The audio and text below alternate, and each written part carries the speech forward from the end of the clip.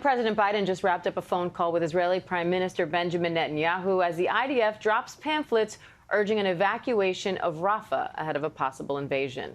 This comes as we're seeing smoke and plumes in Gaza after strikes reported in the region. Foreign correspondent Marcus Moore joins us for the latest from Tel Aviv, along with ABC News contributor, former hostage negotiator Brad Garrett. Marcus, what do we know right now about this call between President Biden and Prime Minister Netanyahu? Diane, we know very little at this point. We do know, according to reports and our sources, that meeting has occurred.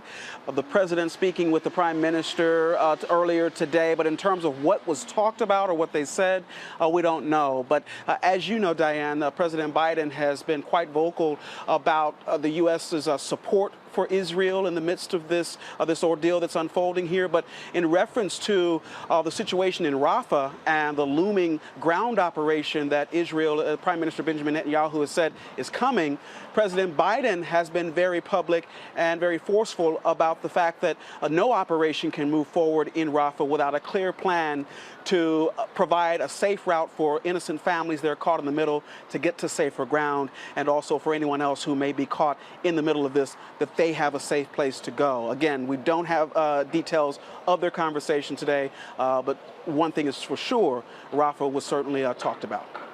Brad, the latest round of ceasefire talks have closed with no agreement. The Hamas delegation demanded an end to Israel's bombardment and a complete withdrawal from Gaza. That's something Netanyahu says Israel will not agree to. So what happens next? So, Diane, this is a classic. I'm going to simplify this. If you have a hostage barricade and the bad guy inside has hostages, wants a plane out of the country, $100,000 in cash, and he's going to take half the hostages with him, you're not going to let him out of the building. That's the short answer. You have a little bit, I'm being simplistic, but you have a little bit of this going on here. You have the Israelis who clearly want to stay in Gaza and, to use their words, basically eliminate Hamas, which is not realistic at all, but that's their goal. And then you have Hamas that's trying to get Israel to just completely withdraw so they can regroup. I mean, neither one of those things are going to happen. The reason I'm telling you this is those two divides have to come together to a more realistic, you don't get the plane, you don't get the cash, and you can't take the hostages out. And so it's that kind of thing this is going to have to get to. I thought at the beginning of this is not going to get resolved for a long time until the desperateness of one side or the other decides we can't take it anymore. And Marcus, Hamas published these videos of rockets it fired over this border from Gaza on Sunday. The IDF says the shells landed in southern Israel, killing 4 Israeli soldiers and injuring 10 others. So what more can you tell us about that?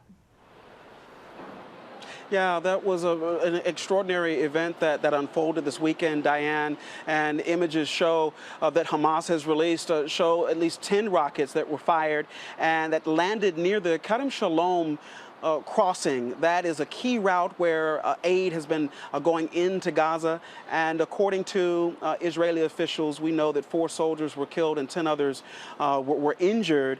And Israel did respond to that attack by striking what they said was infrastructure or an area where Hamas was carrying out these attacks that they said were near civilian shelters. And Israel has also responded by shutting down that crossing, Diane, and that is happening as many are sounding the alarm about the dire humanitarian situation that is still unfolding. Families in Gaza caught in the middle, struggling to find anything to eat in the midst of this ordeal. Foreign correspondent Marcus Moore in Tel Aviv, ABC News contributor Brad Garrett, thank you both.